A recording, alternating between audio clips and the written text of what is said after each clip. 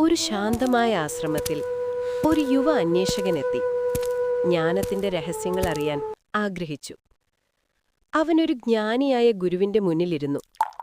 ഗുരു ഒരു കപ്പെടുത്ത് അതിലേക്ക് ചായ ഒഴിക്കാൻ തുടങ്ങി. കപ്പ് നിറഞ്ഞു. എന്നാൽ ഗുരു നിർത്തിയില്ല. ചായ ഒഴുകി പുറത്തേക്ക് ഒഴുകാൻ തുടങ്ങി. മതി, കപ്പ് നിറഞ്ഞു, അന്വേഷകൻ അത്ഭുതത്തോടെ പറഞ്ഞു. ഗുരു സാവധാനം പുഞ്ചിരിച്ചു. ഈ കപ്പ് പോലെ നിന്റെ മനസ്സും ഇതിനകം നിറഞ്ഞതാണ്, നിന്റെ ചിന്തകളും വിശ്വാസങ്ങളും അഹങ്കാരവും കൊണ്ട്. നീ മനസ്സൊഴിച്ചില്ലെങ്കിൽ പുതിയ ജ്ഞാനം അകത്ത് പ്രവേശിക്കാനിടയില്ല. ജീവിതത്തിൽ വളരാൻ ആദ്യം നമുക്ക് വിട്ടുകളയാൻ പഠിക്കണം. പാഠം: ആത്മീയ വളർച്ചയ്ക്ക് അഹങ്കാരം വിട്ട് ജ്ഞാനത്തിന് സ്ഥലം നൽകണം.